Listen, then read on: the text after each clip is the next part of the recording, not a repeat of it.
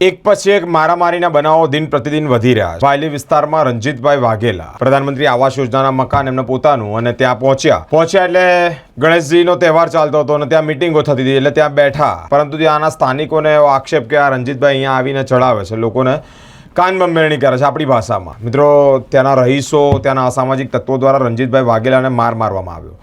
માર ગંભીર રીતે મારવામાં આવ્યો।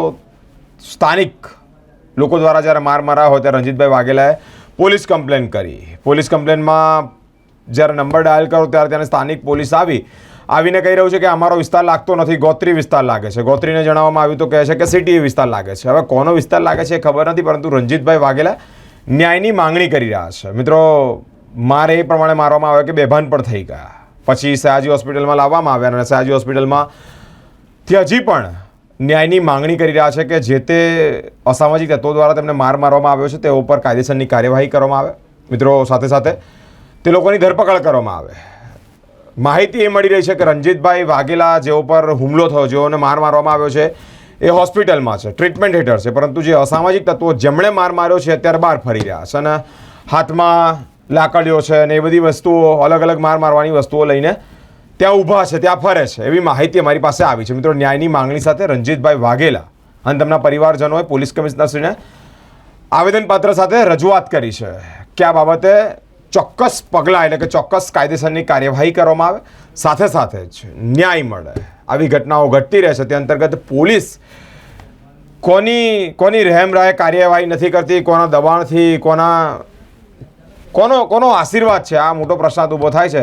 એવું રંજીતભાઈ વાઘેલા તેમના પરિવારજનો આક્ષેપ કરી રહ્યા છે કે પોલીસ અમારી ફરિયાદ કેમ નથી સ્વીકારતી, અમારે પોલીસ કમિશનરશ્રીને આવેદનપત્ર આપવાની જરૂર કેમ પડી। પ્રધાનમંત્રી આવાસ યોજનાના મકાનો છે વાયલી ખાતે, એમાં અમારા એક રિલેટિવ રંજીતભાઈ વાઘેલા છેલ્લા 3 દિવસથી ત્યાં રહેવા ગયા હતા અને ત્યાં ગણપતિનો મહોત્સવ જતો રહે એટલે નવરાત્રિનો મહોત્સવ હતો।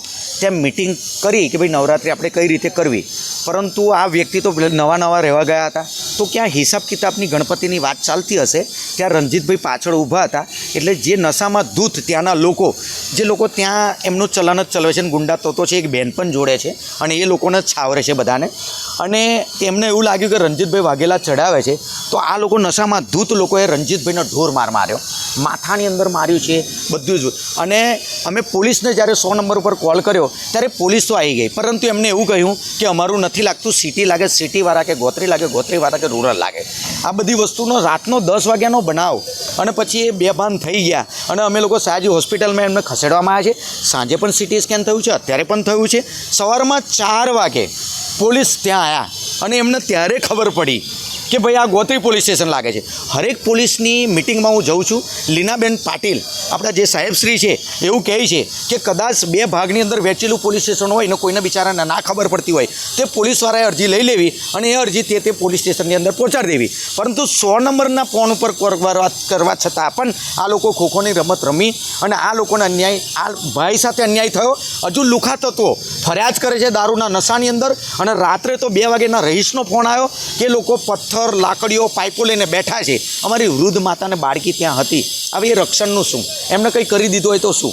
અત્યારે સયાજી હોસ્પિટલની અંદર એડમિટ છે, હજુ સુધીની અંદર કોઈ કાર્યવાહી કરી નથી અને આ લોકો જે છે લુખા તત્વો, અસામાજિક તત્વો હજુ બહાર ફરે છે અને ત્યાંની એક બેન છે એને છાવરે છે। મને એવું લાગી રહ્યું છે કે એ લોકોનું કદાચ દબાણ હોઈ શકે અને એ લોકોને ઓળખાણ મોટી હોય એટલે આ જે નાના માણસો દબાઈ જાય છે।